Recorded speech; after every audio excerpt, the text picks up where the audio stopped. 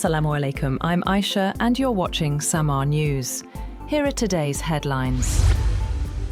Iran's supreme leader Mojtaba Khamenei has called for legal action against the United States and Israel over what he described as war crimes committed against Iran. In a message issued during Judiciary Week, Khamenei urged Iranian authorities to pursue the matter in both domestic and international courts. He also called for judicial reforms, saying the public should see practical improvements in justice, transparency, and anti-corruption efforts. Khamenei added that a stronger judiciary would help reinforce public confidence in Iran's legal system.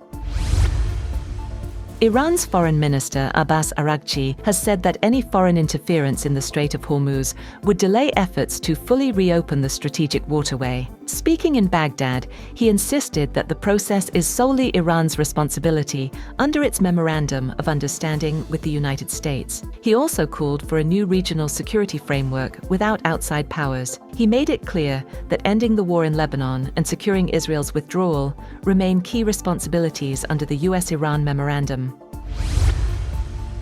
Meanwhile, Iran has urged the United States to set a timetable for Israel's unconditional withdrawal from occupied Lebanese territory. Iran's Foreign Ministry spokesperson Esmail Baghai reportedly said that ending Israeli military operations and ensuring Lebanon's sovereignty are essential for a lasting regional peace agreement. Pakistan's Deputy Prime Minister and Foreign Minister Ishaq Dar held a telephone conversation with Bahraini Foreign Minister Abdulatif bin Rashid Al Zayani to discuss the evolving security situation in the Middle East. The call followed Bahrain's announcement that it had intercepted several missiles and drones launched from Iran. During the conversation, Dar reaffirmed Pakistan's support for dialogue and diplomatic efforts to maintain regional peace and stability following the Islamabad Memorandum of Understanding between the United States and Iran. Iran's Islamic Revolutionary Guard Corps, IRGC, says it launched ballistic missile and drone attacks on US military targets in Bahrain and Kuwait, calling the strikes retaliation for recent US attacks on Iranian territory. Iranian state media said the operation targeted Ali al-Salem Air Base in Kuwait and the US Fifth Fleet headquarters in Bahrain. A US official said there were no reports of casualties or significant damage. The United States responded with a second consecutive night of strikes on Iranian military infrastructure, saying the attacks targeted surveillance systems, air defenses, drone facilities, and mine-laying capabilities after an alleged Iranian attack on a commercial tanker in the Strait of Hormuz. The latest exchanges have heightened tensions and raised fresh doubts over the fragile ceasefire established under the June 17th Memorandum of Understanding between Washington and Tehran.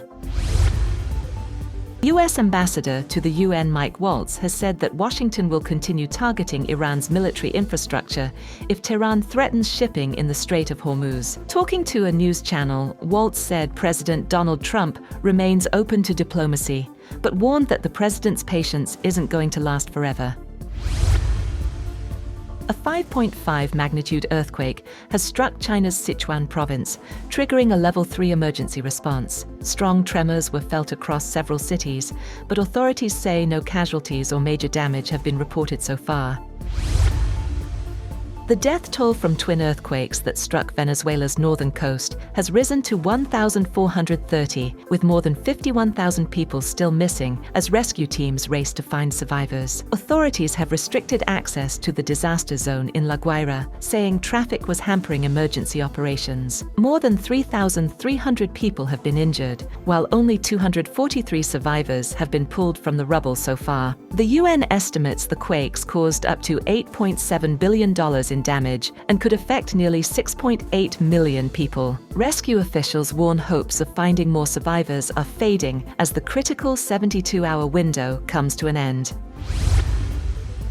11 skydivers have been killed after a small plane crashed in northeastern France. Authorities say the aircraft belonged to a parachuting school and went down near a shopping center after reportedly suffering damage. The pilot, 5 students and 5 instructors, were killed in the unfortunate incident. According to reports, half of the skydivers who died were nurses, while relatives of the victims were also present at the airfield when the crash happened.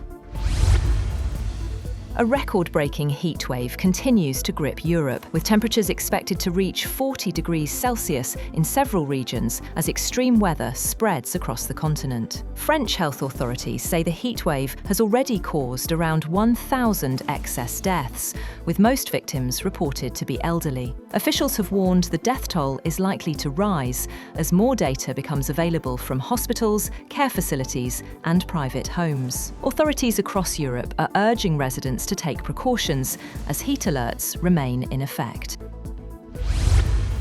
That's all for now. For more updates, visit www.samaa.tv. Thank you for watching Samaa News.